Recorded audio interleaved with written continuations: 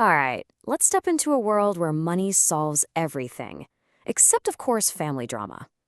We're talking about Dirty, Sexy Money, the primetime soap that threw together Manhattan glamour, dark secrets, political scandals, and one very, very overwhelmed lawyer just trying to survive it all. Between 2007 and 2009, EBC invited all of us into the ridiculously lavish lives of the Darling family, a family with all the money, all the power, and just a spectacular talent for getting into trouble. But see, this wasn't just another drama. It was a glossy, high-stakes soap opera with a sharp satirical edge and a driving mystery right at its core.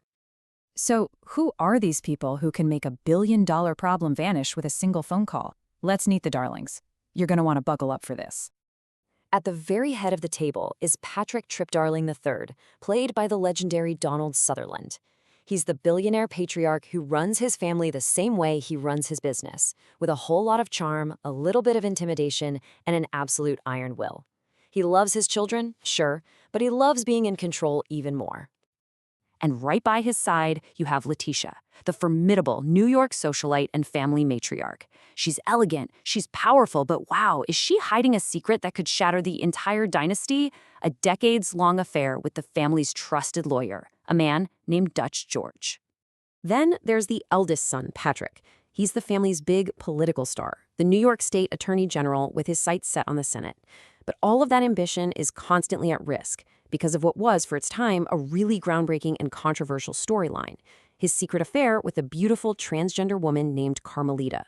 Oh, and the chaos does not stop there, not even close. You've got Karen, the socialite with 4 divorces who just can't get over her first love.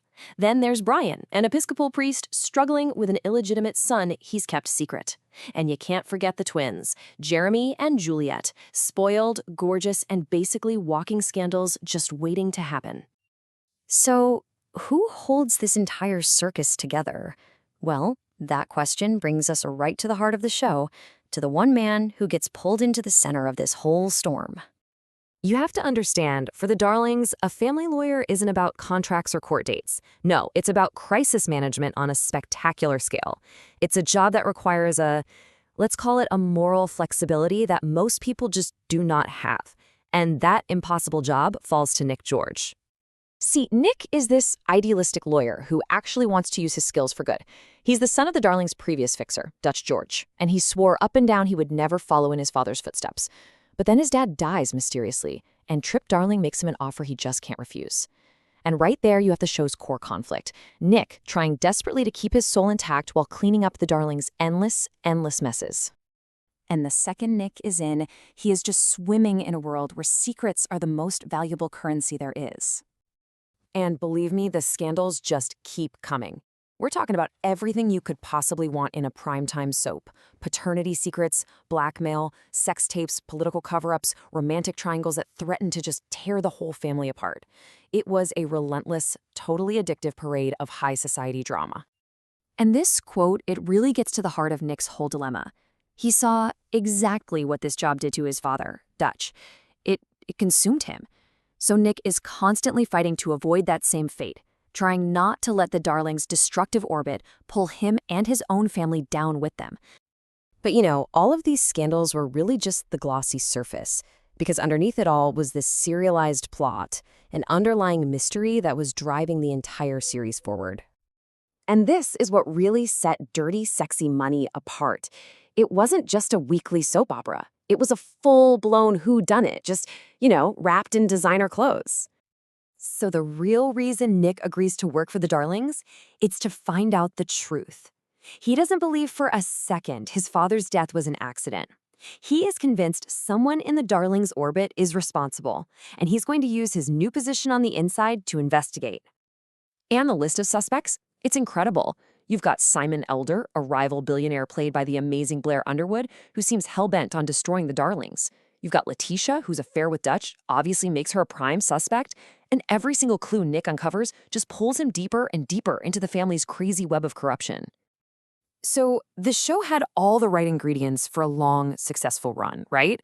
A great cast, addictive storylines, a compelling mystery. So what happened? Well, the answer, unfortunately, is a perfect storm of bad timing. Just as the show was really hitting its stride, the 2007-2008 Writers Guild of America strike brought Hollywood to a grinding halt. Production on countless shows stopped, all that great momentum was lost, and Dirty Sexy Money's first season got slashed to just 10 episodes. It did come back for a second season, but it really struggled to get its footing back in a totally changed television landscape. In the end, it was canceled after just 2 seasons, 23 episodes total, just a promising, wildly entertaining show cut down in its prime. And here's the part that is still so frustrating for fans. Because it was canceled, the show's foundational question, the entire reason Nick even took the job, was just left hanging. We never officially found out who was behind Dutch George's death. But you know, despite its short run, this show left a real mark. It was pure, unapologetic spectacle. It felt like a return to those glossy, over-the-top primetime soaps from the 80s, but with this modern, satirical twist, and a mystery to keep you absolutely hooked. And that, right there, was the whole ethos of Dirty Sexy Money. It was a fun, sharp, and just wickedly entertaining look at the lives of the ultra-rich, a world where morality was a luxury very few could afford, and loyalty was always, always for sale. If you enjoyed this breakdown, definitely hit like, subscribe, and tell me in the comments, what short-lived soap should we explore next?